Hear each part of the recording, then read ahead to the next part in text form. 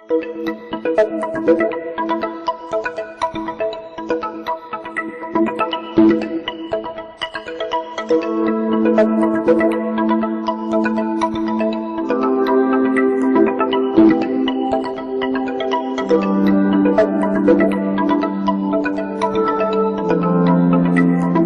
primeiro lugar, a agenda da sustentabilidade precisa entrar no debate político programático dos candidatos nos municípios, nos governos de estado e também em nível federal. Por quê? Porque as políticas públicas hoje, elas são, em sua maioria, descentralizadas, os municípios têm um papel fundamental na execução dessas políticas públicas e grande parte delas ainda não são norteadas pela sustentabilidade.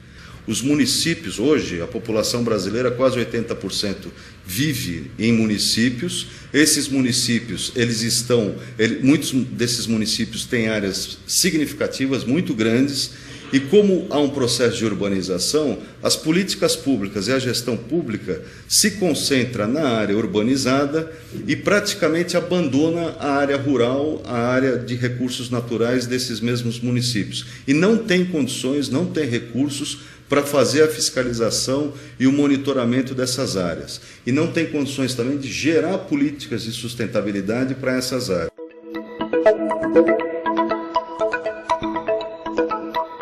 Os prefeitos, os poderes públicos, não conseguem ter condições de fazer um planejamento se eles não têm os dados das cidades. Esses dados não existem. Você não tem o censo do IBGE a cada 10 anos, não dá condições para o planejamento das políticas públicas dentro do espaço de uma eleição, por exemplo, em 4 anos. Vou dar alguns exemplos, né? Nós vimos agora, no Rio de Janeiro, o problema das enchentes, da tragédia nos morros cariocas, coisa que já aconteceu aqui em São Paulo também, há 2 meses atrás. Os últimos dados que existiam sobre as moradias em áreas de risco no Rio de Janeiro era do censo de 2000.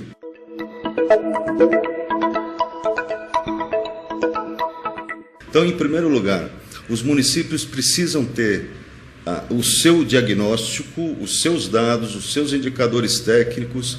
Eles precisam ter metas, planejamento, para que a sustentabilidade ela seja colocada de uma maneira transversal em vários sentidos, porque quando a gente fala de sustentabilidade, nós estamos falando em energia, em água, em lixo, em mobilidade urbana, trânsito, poluição, mas para que os municípios brasileiros tenham condições de implementar essas experiências, eles precisam ter, antes de mais nada, um bom diagnóstico. Eles precisam ter dados, indicadores oficiais, e o poder público no Brasil não investe nisso, e muitas vezes não investe porque os indicadores revelam, geralmente, uma qualidade de vida com dados negativos, ou seja, geralmente abaixo da crítica, abaixo da média, em vários municípios que nós acompanhamos esses indicadores.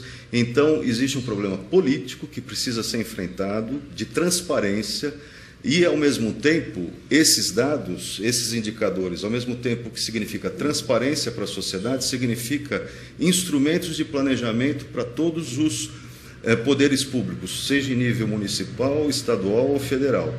E, nesse sentido, é que a gente considera fundamental que a sustentabilidade seja apoiada no conhecimento de cada região, de cada município, a relação de cada município com o bioma, com o ecossistema que está à sua volta, como é que ele explora esses recursos naturais, como é que ele fiscaliza a cadeia produtiva, ou seja, existem diversas iniciativas que já são bem-sucedidas, mas que a gente precisa avançar muito aqui no Brasil para que haja a condição de colocar a sustentabilidade na pauta da gestão urbana.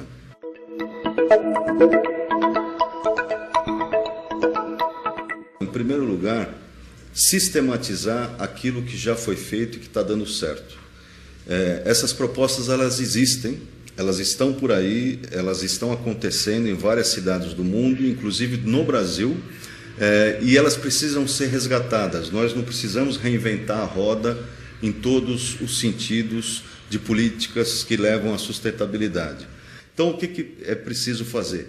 O governo federal, os governos estaduais precisam criar consórcios, comitês de bacias, comitês de biomas, para que haja uma gestão compartilhada entre esses vários municípios que se concentram cada vez mais nas políticas urbanas e esquecem os seus arredores, que têm uma função fundamental para o abastecimento de água, para a sustentabilidade na exploração dos recursos naturais, seja madeira, seja minérios, etc. Ou seja, e muitas vezes esses municípios não têm condições de fazer a gestão desses recursos naturais.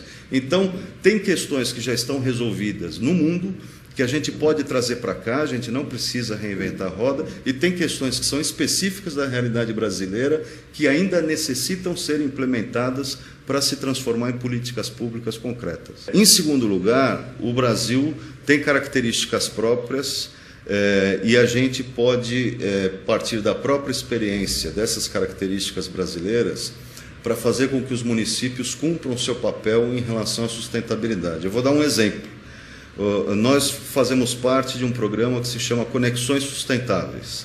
Esse programa criou um pacto entre empresas, poderes públicos e sociedade civil para monitorar todo o consumo de carne, soja, madeira que São Paulo realiza e fazer com que toda a cadeia de consumo, toda a cadeia produtiva até chegar no consumo, nos supermercados, nas lojas, nas compras públicas da Prefeitura de São Paulo, passe pelo processo de fiscalização e monitoramento. Isso faz com que o município de São Paulo comece a assumir a sua responsabilidade com a Amazônia brasileira, porque são produtos oriundos da Amazônia. Isso está sendo monitorado, está sendo fiscalizado com ampla participação da sociedade e dos poderes públicos. Então, essa é uma proposta original da sociedade brasileira, mas que apenas São Paulo assinou esse pacto até agora. Nós temos mais 5.600 e tantos municípios que poderiam fazer a mesma coisa.